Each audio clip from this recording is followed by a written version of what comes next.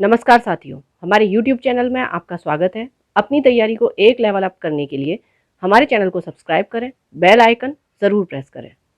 ड्यूसेंट theory plus question answer series में भारतीय राज्य व्यवस्था के अंतर्गत आज हम अध्ययन करेंगे संघ और उसके राज्य क्षेत्र तथा राज्यों का पुनर्गठन का। चलिए शुरू करते हैं। संघ और उसका राज्य क्षेत्र। भारत राज्यों का संघ है जिसमें संप्रति 28 राज्य और 8 केंद्र शासित प्रदेश हैं। दादर नागर हवेली और दमन दीव के विलय के पश्चात राजधानी जो है वो इसकी दमन है। अनुच्छेद 1 में क्या कहा गया है कि भारत अर्थात इंडिया राज्यों का संघ होगा। राज्य और उनके राज्य क्षेत्र वे होंगे जो पहली अनुसूची में वे निर्दिष्ट हैं। भारत के राज्य क्षेत्र में अर्जित किए गए अन्य राज्य क्षेत्र समाविष्ट होंगे। ठीक है, तो यहां विनिर्दिष्ट का मतलब क्या होता है? स्पेसिफाइड। और समाविष्ट का मतलब क्या होता है? इंक्लूडेड, यानी कि जो उसमें सम्मिलित हो और ये जो स्पेसिफाई हो। ठीक है। अनुच्छेद 2 के अनुसार क्या है? भारत की संसद को विधि द्वारा ऐसे निबंधनों और शर्तों पर जो वह ठीक समझे संघ में नए राज्य का प्रवेश या उनकी स्थापना की शक्ति प्रदान की गई है। तो संघ में नए राज्य के प्रवेश या स्थापना की शक्ति कौन से अनुच्छेद में प्रदान की गई है? अनुच्छेद 2 के अंतर्गत। 3 में आपको क्या दिया हुआ है? नए राज्यों का निर्माण और वर्तमान राज्यों के क्षेत्रों, सीमाओं या नामों में परिवर्तन जो है वो संसद विधि द्वारा कर सकती है। ये आपका अनुच्छेद 3 में दिया हुआ है। संघ और उसके राज्य क्षेत्र की बात करेंगे, यानी कि जब हम भाग 1 की बात करते हैं तो भाग 1 में आपके 4 आर्टिकल्स आते हैं, 4 अनुच्छेद आते हैं, जिसमें से 1, 2, 3 दिए हुए हैं। अनुच्छेद 4 जो है वो आपका क्या कहता है कि आप अनुच्छेद 2, अनुच्छेद 3 या अनुसूची 1 और अनुसूची 4, ठीक है, इनमें कोई भी आपको परिवर्तन करना है तो उसके लिए क्या करना होगा आपका कि संसद सामान्य आपके मतदान से, ठीक है, तो इसको क्या होगा कि संसद अपना सामान्य मतदान से जो भी आपके राज्य हैं उनके विधानमंडल है, इन सब की संस्तुति के आधार पर उसका एक प्रोसेस है, वो हम आगे पढ़ेंगे, आपका कानून बनाया जा सकता है। इसके लिए आपको अनुच्छेद 368 के तहत, जिसमें आपका संविधान संशोधन आता है, वो करने की आवश्यकता नहीं होती है। ये आपको ध्यान रखना है। ठीक है, चलिए अब बात करते हैं राज्यों का पुनर्गठन। भाषा के आधार पर राज्यों का पुनर्गठन उचित है या नहीं, इसकी जांच के लिए संविधान सभा के अध्यक्ष डॉक्टर राजेंद्र प्रसाद ने इलाहाबाद उच्च न्यायालय के अवकाश प्राप्त न्यायाधीश एस.के. धर की अध्यक्षता में एक 4 सदस्यीय आयोग की नियुक्ति की। इस आयोग ने भाषा के आधार पर राज्यों के पुनर्गठन का विरोध किया और प्रशासनिक सुविधा के आधार पर राज्यों के पुनर्गठन का समर्थन किया। धर आयोग के निर्णयों की परीक्षा करने के लिए कांग्रेस कार्य समिति ने अपने जयपुर अधिवेशन में जवाहरलाल नेहरू, वल्लभ भाई पटेल और पट्टाभी सीतारामैया की एक समिति का गठन किया। इस समिति ने भाषाई आधार पर राज्यों के पुनर्गठन की मांग को खारिज कर दिया। ठीक है, तो पहले क्या किया? धर आयोग जो था उसने भी क्या किया था? उसने मना कर दिया था। और उसके बाद जो जेबीपी कमेटी आपकी बनी, यानी कि जवाहरलाल नेहरू, वल्लभ भाई पटेल और पट्टाभी सीतारामैया की जो समिति बनी, इन्होंने भी भाषाई आधार पर राज्यों के पुनर्गठन की मांग को खारिज कर दिया। तो अब क्या होता है? नेहरू, पटेल एवं सीतारामैया यानी कि जेवीपी कमेटी जो थी, इस समिति की रिपोर्ट के बाद मद्रास राज्य के तेलुगु भाषियों में क्या हुआ कि जो पोटी श्री रामुल्लू के नेतृत्व में आंदोलन प्रारंभ हुआ। अब क्या होता है? 58 दिन के आमरण अनशन के बाद 15 दिसंबर 1952 ईस्वी को रामुल्लू की मृत्यु हो जाती है। उनकी मृत्यु के बाद प्रधानमंत्री नेहरू ने तेलुगु भाषियों के लिए पृथक आंध्र प्रदेश के गठन की घोषणा कर दी। 1 अक्टूबर 1953 को आंध्र प्रदेश राज्य का गठन हो गया। यह राज्य स्वतंत्र भारत में भाषा के आधार पर गठित होने वाला पहला राज्य था। उस समय आंध्र प्रदेश की राजधानी करनूल थी। राज्य पुनर्गठन आयोग के अध्यक्ष फजल अली थे। इनके अन्य सदस्य पंडित हृदयनाथ कुंजरू, सरदार के.एम. पडिक्कम थे।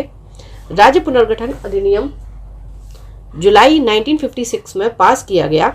इसके अनुसार भारत में 14 राज्य एवं 6 केंद्र शासित प्रदेश स्थापित किए गए। राज्य पुनर्गठन आयोग 1953 में गठित हुआ था। नवंबर 1954 में फ्रांस की सरकार ने अपनी सभी बस्तियां पौंडीचेरी, यनम, चंद्रनगर और केरिकल को भारत को सौंप दिया। 28 मई 1956 को इस संबंध में संधि पर हस्ताक्षर हो गए। इसके बाद इन सभी को मिलाकर पौंडीचेरी संघ राज्य क्षेत्र का गठन किया गया। भारत सरकार ने 18 दिसंबर 1961 को गोवा दमन द्वीप की मुक्ति के लिए पुर्तगालियों के विरुद्ध कार्रवाई की, उन पर पूर्ण अधिकार कर लिया। 12वें संविधान संशोधन द्वारा गोवा दमन व दीव को प्रथम परिशिष्ट में शामिल करके भारत का अभिन्न अंग बना दिया गया। यह एक चीज और ध्यान रखिएगा कि गोवा की मुक्ति के लिए जो ऑपरेशन चलाया गया था वो कौन सा था? ऑपरेशन विजय। वर्तमान समय में भारत में 28 राज्य एवं 8 संघ राज्य क्षेत्र हैं। इन्हें ही संविधान की प्रथम अनुसूची में शामिल किया गया है। बात करते हैं क्षेत्रीय परिषद की। भारत में 5 क्षेत्रीय परिषद हैं। इनका गठन राष्ट्रपति के द्वारा किया जाता है और केंद्रीय गृह मंत्री या राष्ट्रपति द्वारा मनोनीत केंद्रीय मंत्री क्षेत्रीय परिषद का अध्यक्ष होता है। संबंधित राज्यों के मुख्यमंत्री उपाध्यक्ष होते हैं जो प्रतिवर्ष बदलते रहते हैं। यह केंद्र राज्य संबंधों को सुधारने में महत्वपूर्ण भूमिका निभाती है। क्षेत्रीय परिषद को 1956 के राज्य पुनर्गठन अधिनियम के तहत स्थापित किया गया था, अतः यह सांविधिक निकाय है, किंतु ये संवैधानिक निकाय नहीं है। चलिए, अच्छा देखिए, अब यहाँ पर 2 टर्म आ रहे हैं आपके, एक हो गया संवैधानिक निकाय और एक हो गया सांविधिक निकाय। ठीक है, तो संवैधानिक निकाय क्या है? जो आपके संविधान में वर्णित हो, ठीक है, किसी अनुच्छेद में इस तरीके से आपका वर्णित हो, वो आपका संवैधानिक निकाय होता है। ठीक, तो अगर देखिए इनकी बात करेंगे तो जैसे आपका चुनाव आयोग आ गया, संघ लोक सेवा आयोग आ गया, अनुसूचित जाति और अनुसूचित जनजातियों के लिए राष्ट्रीय आयोग आ गया, ये सभी आपके संवैधानिक निकाय हैं। सांविधिक निकाय क्या होते हैं? जो आपके किसी भी कानून से बनाए जाते हैं। ठीक है, जैसे आपका राष्ट्रीय मानवाधिकार आयोग हो गया, ठीक, तो ये आपके सांविधिक निकाय है। उसी तरीके से जो क्षेत्रीय परिषद है ये आपकी सांविधिक निकाय है। उत्तरी क्षेत्रीय परिषद पंजाब, हरियाणा, हिमाचल प्रदेश, राजस्थान, जम्मू कश्मीर, लद्दाख, चंडीगढ़ एवं दिल्ली। मध्य क्षेत्रीय परिषद में क्या आ जाता है आपका? उत्तर प्रदेश, मध्य प्रदेश, उत्तराखंड एवं छत्तीसगढ़। पूर्वी क्षेत्रीय परिषद की बात करेंगे तो बिहार, पश्चिम बंगाल, ओडिशा, झारखंड, असम, सिक्किम, मणिपुर, त्रिपुरा, मेघालय, नागालैंड, अरुणाचल प्रदेश और मिजोरम। ठीक है, इसे मैप के साथ करेंगे तो ज़्यादा अच्छा होगा आपके लिए। पश्चिमी क्षेत्रीय परिषद गुजरात, महाराष्ट्र, गोवा राज्य, दमन दीव एवं दादर तथा नागर हवेली। दक्षिणी क्षेत्रीय परिषद की बात करेंगे तो आंध्र प्रदेश, तेलंगाना, केरल, कर्नाटक, तमिलनाडु एवं पुडुचेरी। पूर्वोत्तर परिषद की बात करेंगे तो इसका गठन संसदीय अधिनियम पूर्वोत्तर परिषद अधिनियम 1971 द्वारा किया गया। 8 अगस्त 1972 में अस्तित्व में आया ये। इसके सदस्यों में असम, मणिपुर, मिजोरम, अरुणाचल प्रदेश, नागालैंड, मेघालय, त्रिपुरा तथा सिक्किम सम्मिलित हैं। 1994 में सिक्किम पूर्वोत्तर परिषद का 8वां सदस्य बना। इसके कार्य कुछ अतिरिक्त कार्यों सहित वही हैं जो क्षेत्रीय परिषदों के हैं। अब क्षेत्रीय परिषद और उनके मुख्यालय जो हैं, जैसे उत्तरी क्षेत्रीय परिषद का है नई दिल्ली, मध्यवर्ती का है इलाहाबाद, पूर्वी का है कोलकाता, पश्चिमी का है मुंबई और दक्षिणी का है चेन्नई। नए राज्यों के गठन वर्ष का क्रम देख लेते हैं। तो राज्य आपका सबसे पहले आंध्र प्रदेश बनता है, 1 अक्टूबर 1953 को इसका गठन होता है। महाराष्ट्र 1 मई 1960, गुजरात 1 मई 1960, नागालैंड 1 दिसंबर 1963, हरियाणा 1 नवंबर 1966, हिमाचल प्रदेश 25 जनवरी 1971, मेघालय 21 जनवरी 1972, मणिपुर 21 जनवरी 1972, त्रिपुरा 21 जनवरी 1972, सिक्किम 26 अप्रैल 1975, फिर मिजोरम आता है 20 फरवरी 1987 और अरुणाचल प्रदेश भी 20 फरवरी 1987, गोवा 30 मई 1987, छत्तीसगढ़ 1 नवंबर 2000, उत्तराखंड 9 नवंबर 2000, झारखंड 15 नवंबर 2000 और तेलंगाना बनता है 2 जून 2014। चलिए अब टॉपिक से संबंधित कुछ क्वेश्चन आंसर्स कर लेते हैं। भारत एक है राज्यों का संघ। भारतीय संविधान के अनुच्छेद 1 में यह घोषणा की गई है कि इंडिया अर्थात भारत राज्यों का संघ है। भारत का संविधान भारत को कैसे वर्णित करता है? राज्यों के संघ के रूप में। आंध्र प्रदेश एक भाषाई राज्य के रूप में गठित किया गया 1953 में। भारतीय संघ में किसी राज्य को सम्मिलित करने का अधिकार किसे है? संसद को। किसी राज्य के नाम में परिवर्तन करने का अधिकार किसको है? संसद को। राज्यों में पुनर्गठन संबंधी विधेयक को संसद में प्रस्तुत करने से पूर्व किसकी सहमति प्राप्त करना आवश्यक होता है? राष्ट्रपति की। नए राज्य के गठन अथवा सीमा में परिवर्तन करने का अधिकार किसको है? संसद। निम्नलिखित में से कौन किसी राज्य का क्षेत्र घटा या बढ़ा सकता है? संसद। अन्य रजवाड़ों के भारत में विलय के बाद भी किन 3 राज्यों में भारत में शामिल होना विलंबित किया है? जूनागढ़, हैदराबाद और जम्मू कश्मीर। 500 से अधिक रजवाड़ों के भारत में विलय के लिए कौन उत्तरदायी था? सरदार वल्लभ भाई पटेल। निम्नलिखित जोड़ों में से किसने देशी रियासतों को भारतीय संघ का अंग बनाने में सबसे महत्वपूर्ण भूमिका अदा की थी? सरदार पटेल और वीपी मेनन। मूल संविधान में राज्यों को कितने वर्गों में रखा गया था? 4 वर्गों में। भारत संघ में कितने राज्य हैं? 28। संविधान के प्रवर्तन के समय राज्यों को 4 श्रेणियों अ, ब, स, द में बांटा गया। इन श्रेणियों को किस वर्ष समाप्त किया गया? 1956 में। भाषा के आधार पर राज्यों का पुनर्गठन किस वर्ष में किया गया? 1956। प्रथम भाषाई राज्य किसे बनाया गया? आंध्र प्रदेश को। सर्वप्रथम भाषा के आधार पर आंध्र प्रदेश राज्य का गठन 1953 ईस्वी में हुआ था। इसके पूर्व वहां एक आंदोलन हुआ। इस आंदोलन में किसकी मृत्यु हो गई थी? तो पोती श्री रामुल्लू की। मूल संविधान में राज्यों को 4 अलग अलग प्रवर्गों को समाप्त करने के लिए किसकी अध्यक्षता में राज्य पुनर्गठन आयोग का गठन किया गया? तो फजल अली। राज्य पुनर्गठन आयोग का गठन किस वर्ष किया गया? 1953 में। भाषागत आधार पर राज्यों के पुनर्गठन के लिए भारत सरकार ने दिसंबर 1953 में राज्य पुनर्गठन आयोग की नियुक्ति की थी, जिसकी रिपोर्ट के आधार पर 1956 में राज्य पुनर्गठन अधिनियम संसद ने पारित किया। इस आयोग के अध्यक्ष थे जस्टिस फजल अली। राज्य पुनर्गठन अधिनियम कब पारित किया गया? 1956 में। 1956 में राज्यों का पुनर्गठन करने से 14 राज्य और 6 संघ राज्य क्षेत्र बने थे। वर्तमान में भारतीय संघ में राज्यों और केंद्र शासित प्रदेशों की संख्या क्रमशः 28 और 8 है। भारत में इस समय शामिल हैं 28 राज्य, 8 केंद्र शासित प्रदेश। निम्नलिखित में से क्या संघ राज्य क्षेत्र नहीं है? नागालैंड। निम्नलिखित में से कौन सा भारत का एक केंद्र शासित प्रदेश नहीं है? त्रिपुरा। निम्नलिखित में से कौन केंद्र शासित प्रदेश नहीं है? मिजोरम। कराईकल माहे यनम सहित पुडुचेरी को फ्रांसीसी बस्ती को फ्रांसीसी सरकार ने किस वर्ष भारत को अध्यर्पित किया? 1954।